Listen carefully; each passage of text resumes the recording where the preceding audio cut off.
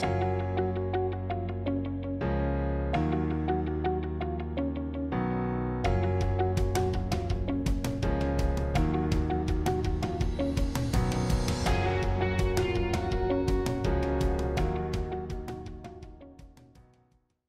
will start first with our Pertama-tama mendengar dari kolega kita dari DJKI Indonesia. Saya ingin mengundang Bapak Noprizal, Asisten Deputi Direktur Penyelesaian Sengketa Alternatif, Direktorat Investigasi dan Penyelesaian Sengketa DJKI Indonesia, yang akan berbagi dengan kita tentang layanan DJKI, penyelesaian sengketa DJKI di Indonesia. The Directorate General of Intellectual Property under the Kekayaan Ministry Intelektual of Law and berada di Human bawah Rights of the Republic Kementerian of Hukum dan Hak Asasi Indonesia Manusia Republik Indonesia has the task of carrying out the formulation, memiliki implementation of policy tugas untuk menjalankan implementasi kebijakan of intellectual property and function perlindungan kekayaan intelektual dan fungsi organization that provides guidance, organisasi yang memberikan protection, panduan-panduannya, enforcement and dispute resolution, perlindungan hukum monitoring dan and penyelesaian evaluation, sengketa, memonitor dan evaluasi khususnya bidang kekayaan intelektual di Indonesia. In Terkait interim dengan of law penegakan enforcement hukum and dan dispute penyelesaian resolution, sengketa, the Directorate General of Intellectual Property DJKI has memiliki Direktorat Investigasi dan Penyelesaian Sengketa.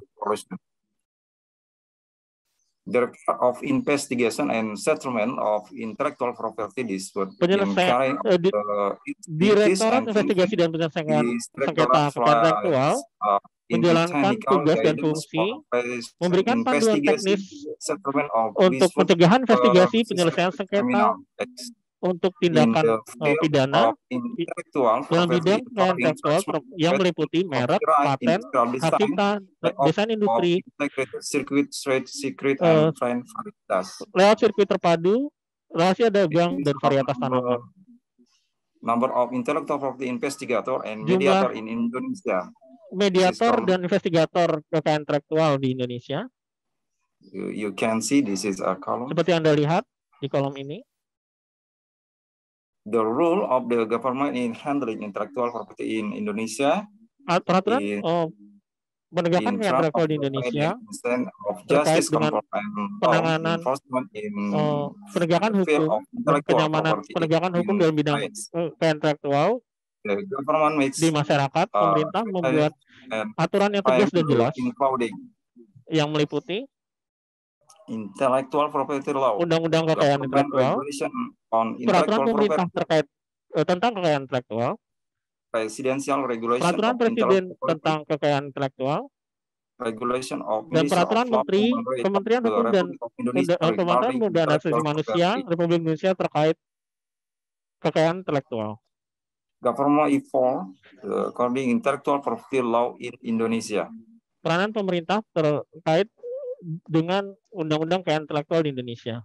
Number one, sosialisasi and education. Yang pertama adalah mensosialisasikan dan melakukan edukasi kekayaan intelektual kepada mahasiswa dan aktor-aktor bisnis. Number two, yang kedua adalah memberikan layanan kekayaan intelektual yang terjangkau, cepat, dan tepat waktu berdasarkan secara online dan offline. Number three, clear yang ketiga, in Indonesia. Penegakan hukum secara jelas dan tegas di Indonesia. Number four, yang keempat, ada penyelesaian sengketa yang terjangkau, tepat, dan seimbang. This is data on intellectual property case in Ini Indonesia. adalah data-data terkait keluhan kekayaan intelektual di Indonesia. Maybe you can see this is a record. Seperti Anda lihat, ini catatan kami. Okay, this is data on intellectual property. Ini data terkait kekayaan intelektual di Indonesia, terkait sengketa kekayaan intelektual di Indonesia. This is total intellectual property mediation case of Indonesia. Ini total kasus penanganan mediasi kekayaan intelektual di Indonesia. From 2017 until sejak 2017 sampai 2021. This is data intellectual property mediation. Ini adalah data mediasi kekayaan intelektual di tahun 2021. Mediation of the ethics, mediation in Indonesia, mediator, ini adalah mediator di Indonesia yang etika mediator di Indonesia harus netral, independen, tidak ada konflik kepentingan dan mampu menyimpan kerahasiaan. Intellectual property mediation mekanisme in Indonesia. Mekanisme penyelesaian sengketa kekayaan intelektual di Indonesia. Mediasi penyelesaian sengketa kekayaan intelektual di Indonesia. Pihak yang bersengketa mengajukan permohonan mediasi ke Dirjen Kekayaan Intelektual. Nomor 2, appointment of kedua, mediator. Para pihak menunjuk mediator. Nomor 3, inviting the parties. Ketiga, mengundang para pihak secara terpisah pada tahap awal mediasi untuk memperoleh informasi awal. For the implementasi of tahap the keempat, mediation mengimplementasikan proses mediasi di mana kedua pihak dipertemukan. Kemudian membuat minuta mediasi. Intellectual property dispute resolution problem in Indonesia. Permasalahan sengketa kekayaan intelektual di Indonesia. Number 1, there is still a lot of pemahaman masyarakat tentang manfaat mediasi kekayaan intelektual yang cepat, murah, dan menyediakan kepastian hukum yang tegas. Number 2, Nomor 2, kurangnya sosialisasi dan edukasi terkait penyelesaian sengketa alternatif dalam bidang kekayaan intelektual. Nomor 3, yang kelima, kurangnya mediator yang mampu menangani mediasi kasus karena Dirjen KI lebih mengutamakan proses investigasi.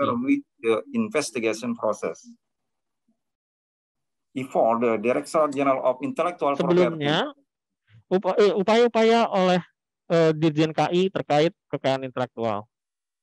Number 1, yang pertama, melakukan sosialisasi dan edukasi terkait manfaat mediasi kekayaan intelektual di Indonesia.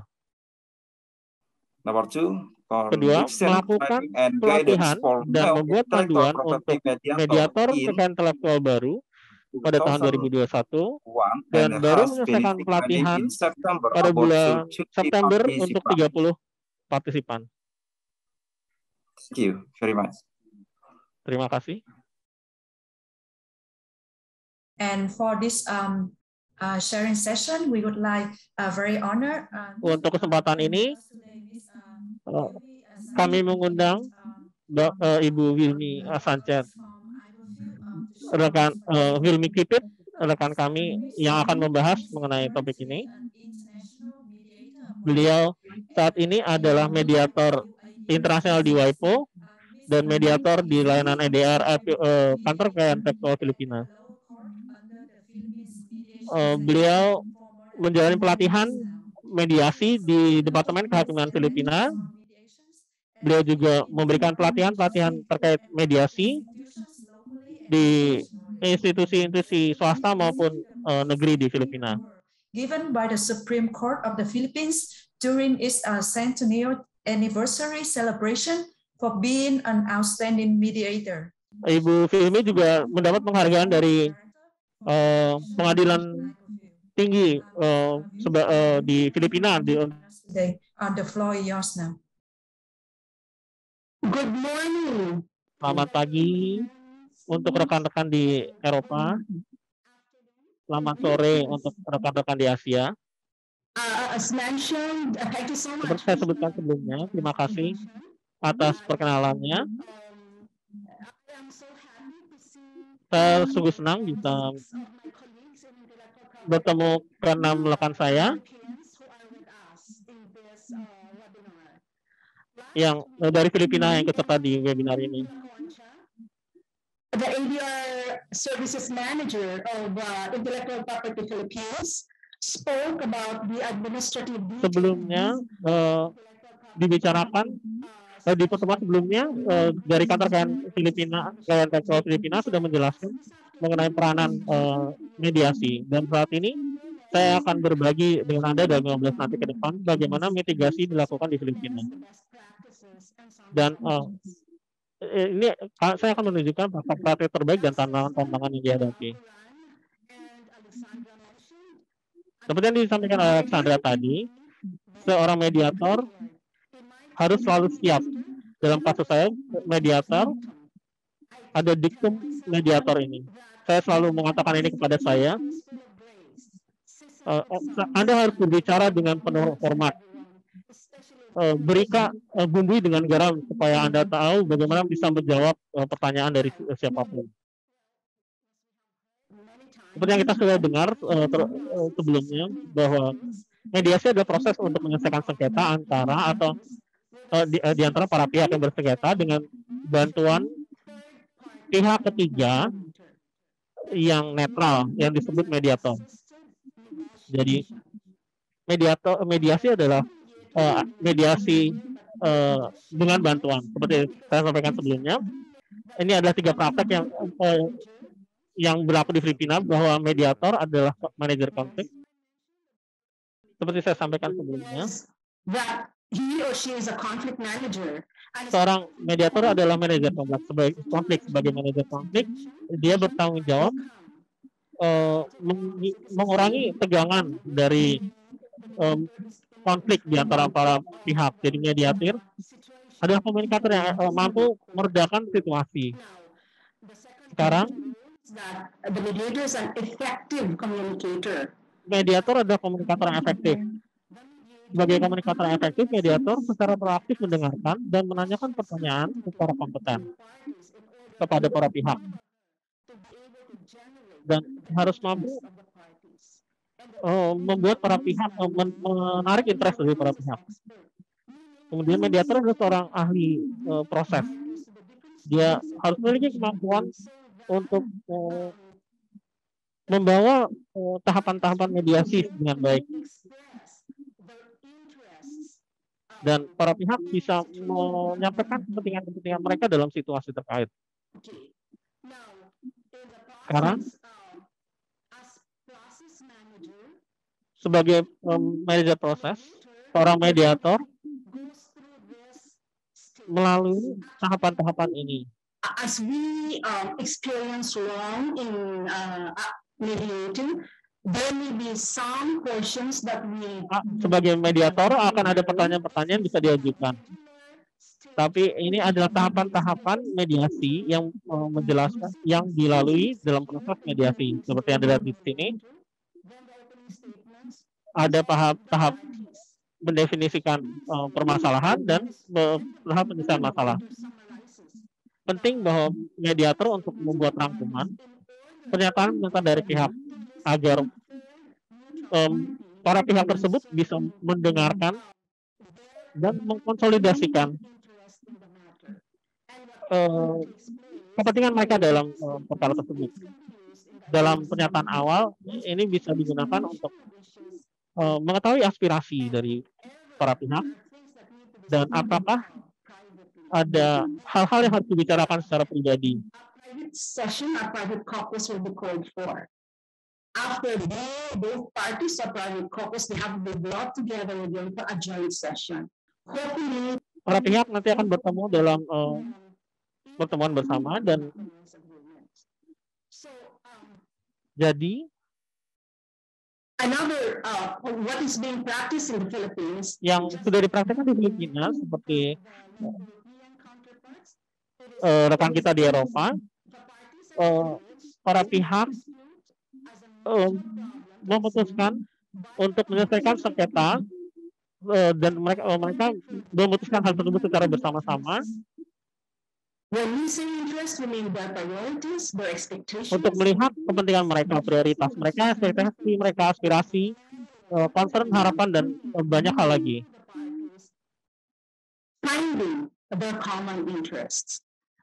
Dan para pihak bisa menemukan hal yang sama dari kepentingan mereka. Yang didefinisikan sebagai posisi yaitu para pihak menyampaikan keinginan mereka dan kepentingan itu apa yang menyebabkan para pihak tersebut mengatakan apa yang mereka inginkan. Posisi yaitu apa yang diklaim, apa yang dituntut, posturnya dan pendirian dari pihak tersebut. Dan kepentingan adalah alasan atau motivasi di balik klaim tersebut. Jadi fokusnya bukan apa yang benar atau yang salah, siapa pihak yang kuat atau yang lebih lemah dalam satu kasus di persidangan. Yang paling penting adalah mediator membantu para pihak untuk keluar dari perspektif mereka, dari posisi masing-masing dan berfokus pada kepentingan mereka. Saya memberikan contoh seperti gunung es untuk posisi dan kepentingan para pihak. Sementara posisi adalah apa yang ada di atas permukaan air, sementara kepentingan adalah apa yang ada di bawah permukaan air. Sekarang, ini jadi masing posisi itu hanya sebagai bagian, dan tugas mediator. Of course, we can see the part of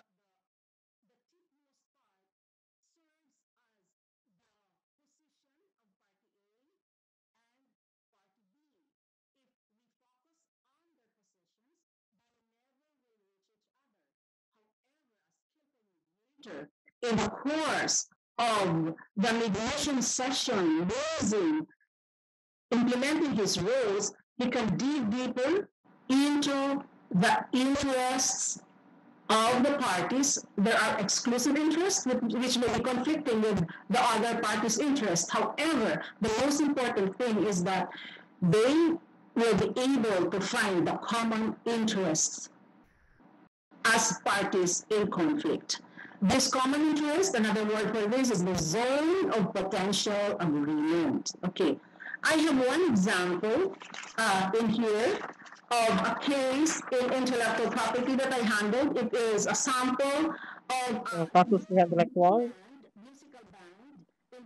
dari satu band musik. It's called the band Heaven Band, but it's not really the true name of the band. Now, when they came to me in mediation online, they agreed, okay, after much discussion, they found a common interest that both parties would want to benefit from their trademark. It's a trademark, it's a petition for cancellation of a trademark. So they said, okay, we would like to benefit. Ada suatu kasus di mana suatu band menghadapi kasus merek dan ada dua band ini kemudian memutuskan untuk mengikuti apa yang bisa mereka peroleh dari merek ini, dan kemudian mereka memutuskan untuk membagi hasilnya dari kelas bahwa satu pihak akan punya hak untuk kelas satu kelas dan pihak band yang khusus akan punya hak untuk kelas lainnya. So we notice here that jadi kita lihat di sini mereka memutuskan untuk tidak menjalani litigasi dan mengalami kerugian dan kesulitan dari litigasi tersebut. Dan di Filipina berlaku masa 60 hari. Dan di another day because they would have to think about the offers given by both parties. In the Philippines, di Filipina, praktek kami adalah wajib bagi para pihak untuk menjalani proses mediasi.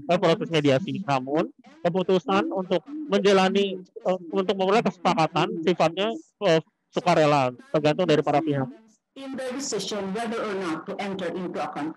Jadi adalah keputusan dari kedua belah pihak untuk menjalani mediasi.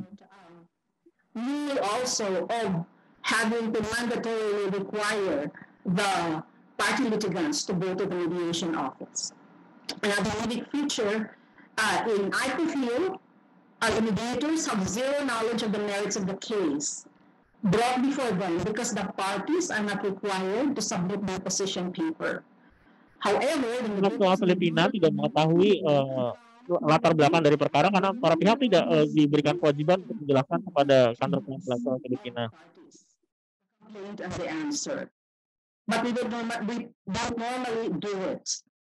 So the mediator has to really be the one. Jadi mediator harus mendengarkan secara kompeten dari para pihak mengenai kepentingan mereka dan posisi mereka. Kasus lainnya terkait dengan misalnya yang sama terkait perjanjian, kasus ini berlangsung paling panjang karena penyelesaian sengketa ini membutuhkan waktu bertahun-tahun.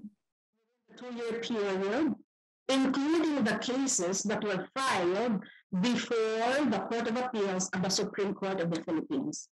So Alexandra mentioned earlier that this type of a problem will best be resolved in mediation because all the other cases can be put to rest having to use the mediation style.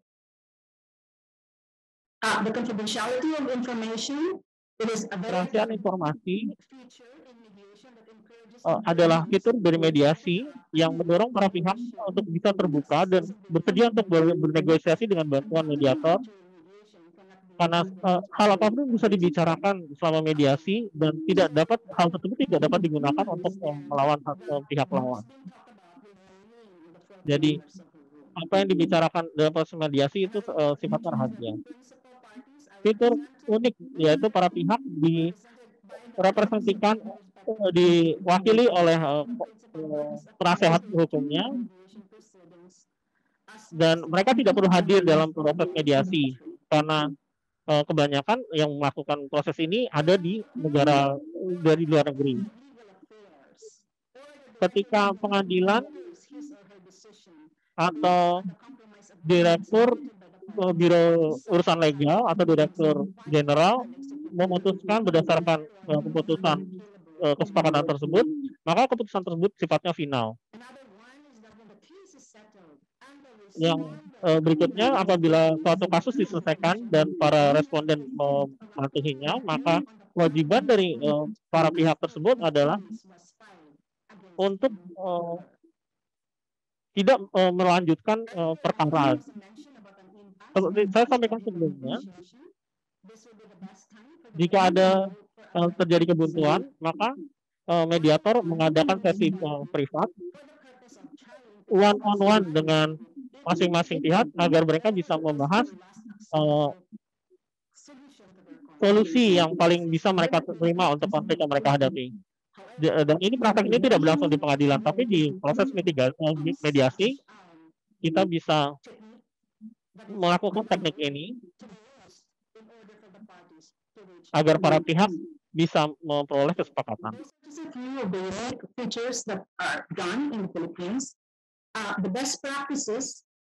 Praktek terbaik di Filipina ada 16 mediator dan 9 mediator tersebut adalah ahli dan 7 ada di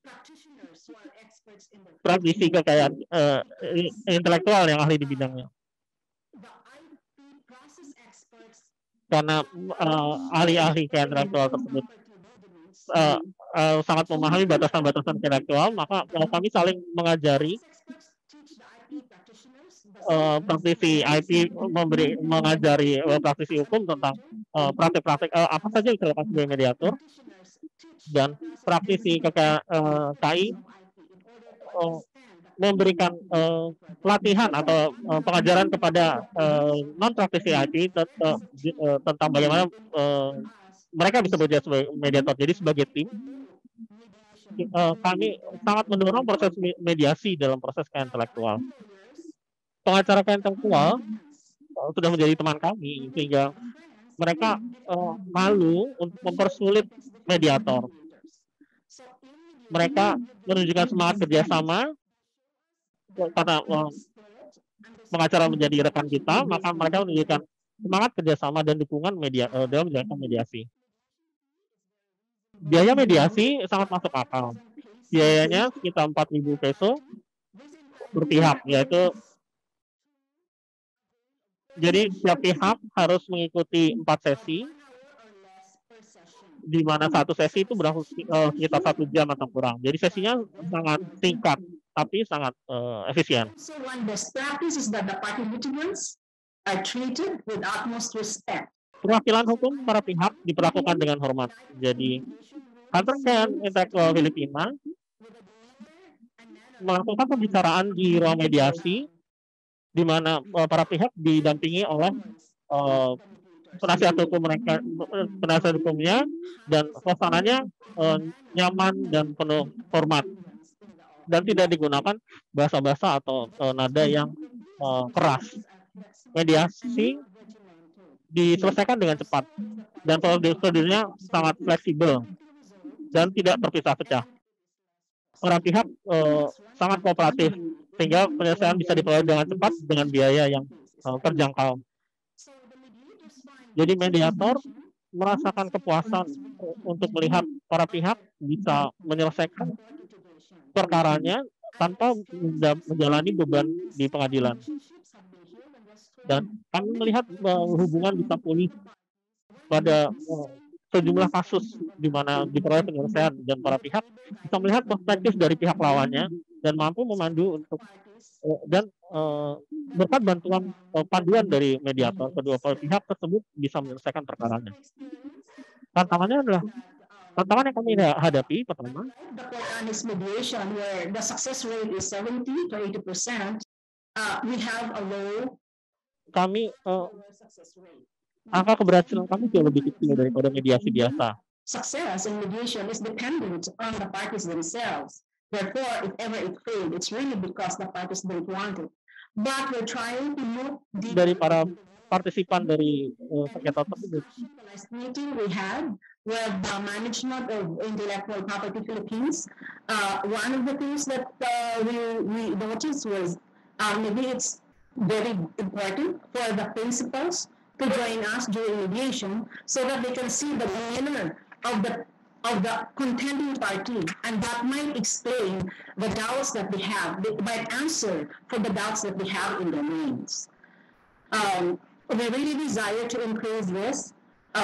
So that's one of the challenges that we're facing.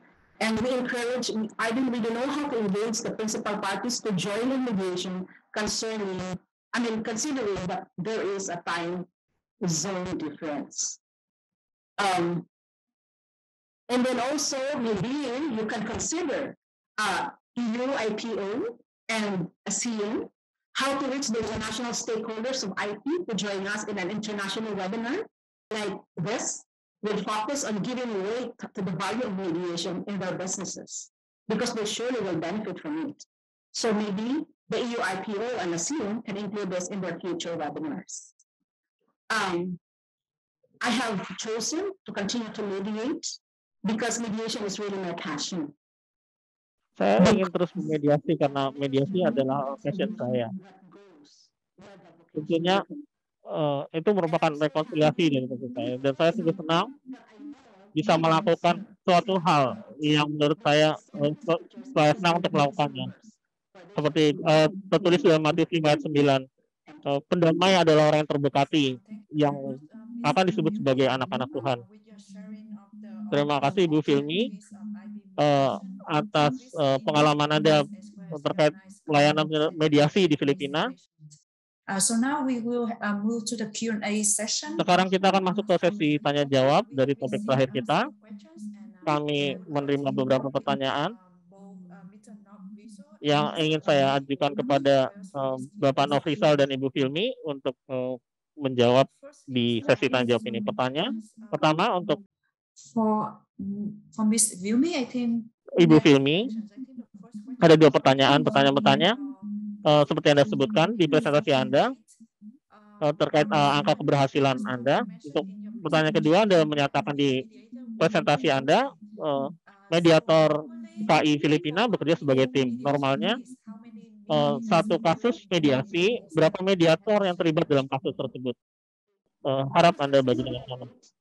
Angka keberhasilan by Engineer Luwin de la Concha last week, seperti disampaikan oleh Bapak de la Roncha minggu lalu, adalah sekitar 70%. when we ask the part, especially the lawyers who represent the saat kami tanyakan kepada para pengacara yang mewakili kliennya,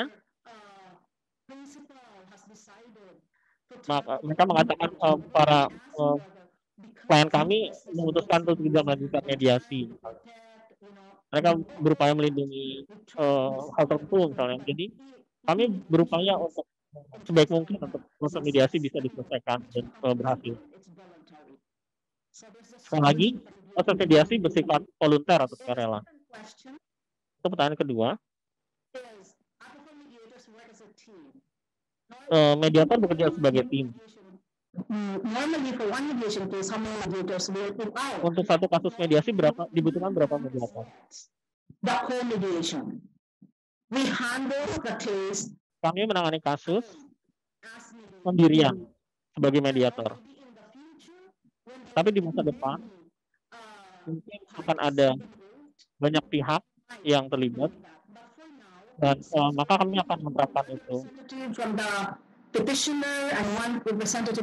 Biasanya yang hadir adalah perwakilan dari petisi pemohon dan termohon, kemudian mediator. Jadi saat ini itulah yang kami terapkan. Semoga pertanyaan tersebut bisa saya jawab. Yes, it's clear now. Yes. The next question we receive is pertanyaan berikutnya from the DJIP Indonesia. Untuk Bapak Nofrizal di DJKI, berapakah biaya mediasi di DJKI dan berapa angka keberhasilan mediasi di DJKI? Bapak Nofrizal, saya persilakan untuk menjawab pertanyaannya. Baik, terima kasih. Tadi sudah sampaikan ada dua hal yang menjadi pertanyaan adalah terkait dengan biaya dan angka keberhasilan. Dua hal ini memang jadi konsentrasi kami di DJKI karena petugas kami sangat terbatas. Untuk biaya sendiri tidak sama sekali dibebankan kepada para pihak. Sekali lagi tidak sama sekali dibebankan kepada para pihak gratis oleh pemerintah. Kemudian yang kedua adalah terkait angka keberhasilan. Angka keberhasilan ini sampai sekarang adalah hampir 70% itu berhasil. Nah, pembagiannya adalah pada saat mediasi ini yang lebih sulit adalah jika antara perusahaan dan perusahaan. Karena mereka harus melibatkan pengurus, direksi, kena manajemen. Dalam pengambilan keputusan itu sendiri, itu sangat sulit. Beda halnya dengan antara pemilik merek, paten, atau hak cipta, atau desain industri itu sendiri adalah perorangan. Itu prosesnya akan lebih cepat. Mungkin itu yang bisa saya sampaikan. Terima kasih. Yes, thank you very much. Terima kasih, Bapak Nofrizal. Telah berbicara tentang angka keberhasilan dan biaya di DJKI. Saya rasa ada satu pertanyaan terakhir dari audiens. Ini akan menjadi pertanyaan terakhir untuk sesi kita hari ini.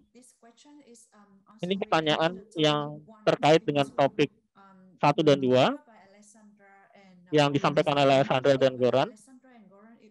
Jadi jika Alessandra dan Goran, bisakah untuk menjawab pertanyaan ini? Under contractual obligation, pihak terkait harus menjalankan hasil keputusan. Tapi jika salah satu pihak tidak puas dengan hasil kesepakatan tersebut, bagaimana demikian? Jadi suatu perjanjian yang disepakati oleh para pihak biasanya mengikat. Jadi ini tergantung dari klausa-klausa yang di draft dan dicantumkan oleh pengacara dalam perjanjian penyelesaian, yang mungkin dicantumkan jika terjadi sengketa lebih lanjut, maka para pihak bisa melakukan arbitrasi, dan seringkali dicantumkan klausul penyelesaian sengketa melalui WIPO untuk arbitrasi, atau perjanjian penyelesaian sengketa mencantumkan jurisdiksi mana yang menyelesaikan sengketa ini, dan pengadilan dari jurisdiksi tersebut yang akan menentukan penegakan dari kontrak tersebut. Kontrak yang mengikat biasanya diatur oleh undang-undang perdata dari pihak-pihak yang melakukan perjanjian.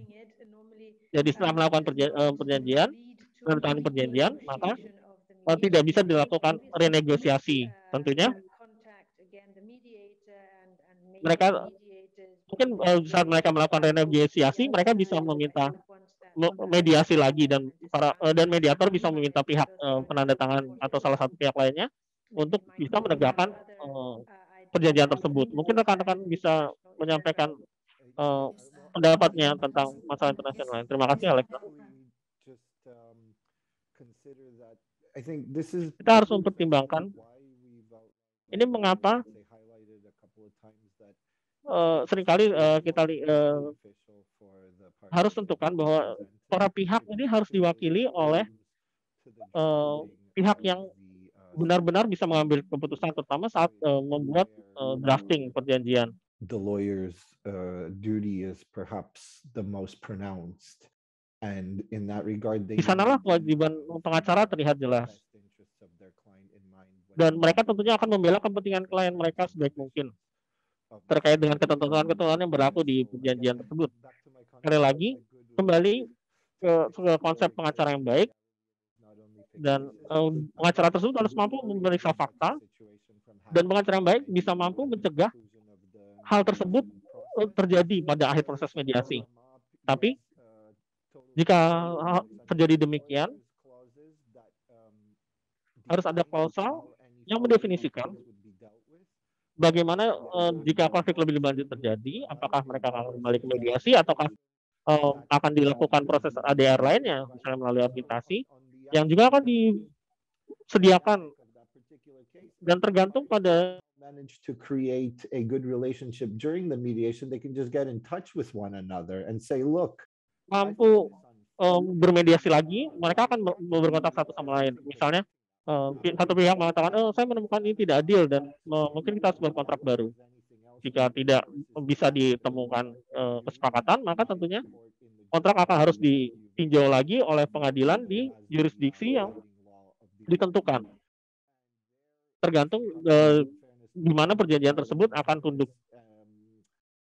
Dan jika terjadi ketidakadilan, maka Anda punya fleksibilitas untuk jurisdiksi yang lebih luas. Saya tidak tahu apakah rekan-rekan di Singapura punya pendapat tentang itu. Tentunya ada ketentuan dari kontrak yang bisa dihapus jika dianggap tidak adil. Apakah itu berarti membaca ulang kontrak atau membuat interpretasi dari kontrak? Nah, ini sifatnya sangat akademik ya, tapi itu bisa dilakukan. Terima kasih, Iran Alexandra. Mungkin Ibu Filmi ingin menambahkan? We are very fortunate in Intellectual Property Philippines because di kantor intelektual Filipina sangat beruntung karena harus dipastikan bahwa kedua pihak ini benar-benar melakukan sepakat. Tapi di Filipina, saya punya pengalaman pengacara yang hanya hadir di sesi pertama, tapi tidak hadir di sesi kedua, dan pengacara tersebut yang mengajukan keluhan. Tapi setelah saya berbicara dengan para pihak, para prinsipalnya, mereka merespon bahwa maaf Bu, saya puas dengan hasil keputusan ini. Meskipun pengacara saya tidak puas. Tapi ada juga masalah-masalah di Filipina. Pada satu waktu ada kasus yang dialami oleh rekan mediator saya, bahwa hasil keputusan tersebut direvisi. Perjanjiannya direvisi, dan setelahnya dimajukan ke pengadilan. Terima kasih Ibu Filmi sudah berbagi praktek di Filipina. Rekan-rekan sekalian, sayangnya waktu workshop kita sudah sangat terbatas dan harus sesi tanya jawab ini harus menutup sesi workshop kita hari ini. Terima kasih atas pertanyaan-pertanyaan dan partisipasi Anda di lokakarya kita hari ini.